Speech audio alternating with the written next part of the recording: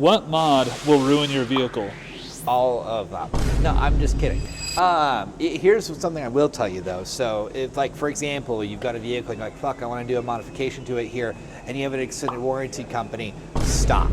Because without doubt, the first two questions that extended warranty companies always ask us is there any modifications done to this vehicle? Because if there are any modifications, it doesn't matter if it's related to the work or not. If there's any modifications, it's a violation of your contract and they don't approve anything. The second question that they will ask us is there any obvious commercial use, like Lyft or Uber? So also, if you have Lyft or Uber, extended warranty companies, not a good idea.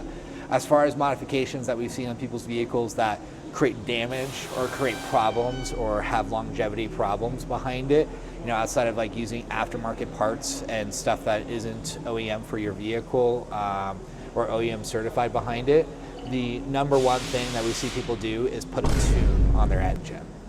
Putting a tune on your engine, especially in the state of Colorado, has some serious consequences. First and foremost, there is a new law in 2025 that if there is any modifications or tampering or adjustments to anything that is related to the emission service or systems to your vehicle, I, the professional shop, am no longer allowed to touch your car.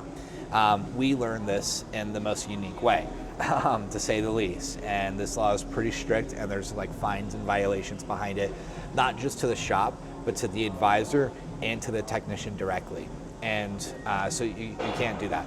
The second part, as far as getting tunes done on vehicles and when you're making adjustments onto the actual programming of your car, and then X or Y, Z happens down the road here, and let's say we had a reset parameters or go in and do updated programming, if there's a tune, it's going to throw everything off as well.